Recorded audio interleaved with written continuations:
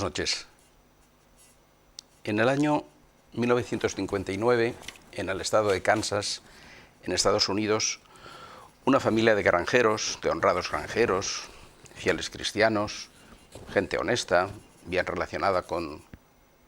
su comunidad, fueron asesinados salvajemente tanto los dos padres como el hijo y la hija de la familia. Después de una breve investigación, los culpables fueron detenidos. Resultaron ser dos maleantes, dos delincuentes de poca monta, que, habiendo pensado que en esta familia ocultaban una cierta cantidad de dinero, una fortuna, asaltaron la casa y se encontraron con que aquello, fruto del soplo que estando en la cárcel había recibido uno de ellos, no era cierto. Los dos fueron naturalmente juzgados y condenados a muerte. Antes de que esto llegara a su final, un periodista, un escritor de Nueva York, Truman Capote, se interesó por el tema. Se acercó a esta comunidad, rompió las resistencias que la pequeña población de Kansas tenía respecto a un personaje extranjero, además ciertamente extravagante, como era Truman Capote, que iba acompañado de una mujer, una escritora, amiga suya, Harper Lee, autora también de una novela muy importante, y de la cual se ha hecho una versión cinematográfica, que es Matar a un ruiseñor. Bueno, pues Truman Capote se adentró en esa comunidad, habló con la policía, habló con los familiares, con los amigos de las víctimas, y llegó a hablar con los dos delincuentes, y de estas conversaciones hizo un libro estremecedor, A Sangre Fría. Un libro a medio camino entre el documental periodístico y la novela, que causó un gran impacto y que recibió el premio Pulitzer de este año y que consagró definitivamente a Truman Capote. Esa novela, que es un hito en la literatura norteamericana y en la literatura contemporánea, fue trasladada al cine pocos años después por el director Richard Brooks. Y ya sabemos lo difícil que es el llevar un texto literario al cine. Y las comparaciones muchas veces resultan odiosas. Para mucha gente visualizar algo que ha leído previamente en una novela y que no se corresponde con lo que habían figurado hace que entre en un demérito respecto del film.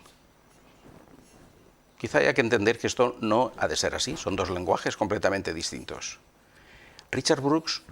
pone en imágenes la novela de Truman Capote, pero lo hace con su propio lenguaje cinematográfico y llegó a crear una nueva obra maestra, incluso yendo más allá en algunos aspectos de lo que Truman Capote había hecho. La película, de la cual cuando se estrenó todo el mundo sabía todo, porque estaba basada en hechos reales, porque el argumento era de una novela que había triunfado, que había aparecido en muchas versiones ya, en muchas ediciones distintas. Sin embargo, la manera de presentar la historia, en la cual el crimen sucede al final, revelado a través de unos flashbacks impresionantes, quizá hoy en día hubieran sido morbosos, sangrientos, pero él lo presenta como un recuerdo de ese crimen, cuando ya nosotros hemos conocido la historia de todos los personajes, incluso hemos conocido la trayectoria de estos dos delincuentes. Dos delincuentes que son dos desechos humanos, dos personas que han tenido pues, una vida difícil, resultado de unas familias desestructuradas, pasando por distintas situaciones, llenos de ilusiones, de aspiraciones y de fracasos, que llegan al crimen, podríamos decir, de una manera ocasional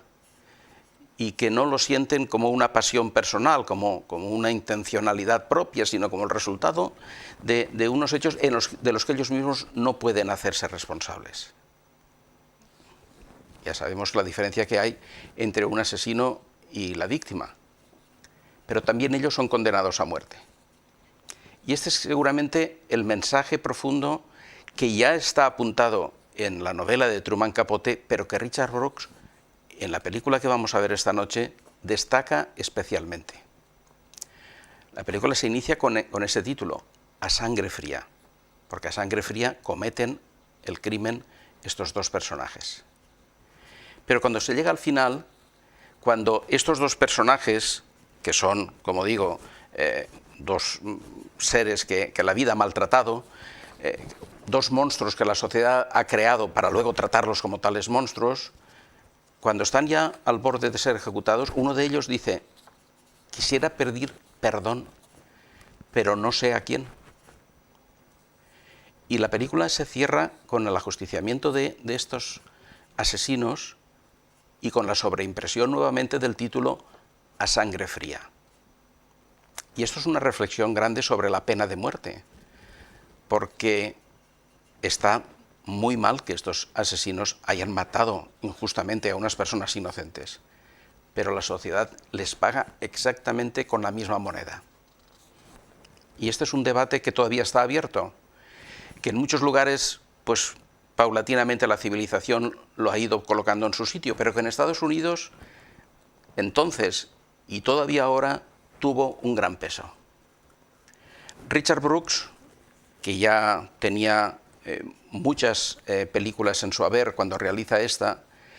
que era un director que había actuado como adaptador, como guionista de muchas otras novelas, por ejemplo, entre ellas desde Los hermanos Karamazov, por ejemplo, El fuego y la palabra, El Mercantili, se llamó una película por la cual obtuvo un Oscar, llega a su máxima expresión con A sangre fría. La película nos invita a reflexionar sobre cómo la sociedad produce estos monstruos, produce estos seres que por la miseria, por las circunstancias de la vida, llegan hasta matar a unos semejantes, pero también nos habla de cómo la sociedad llega a crearlos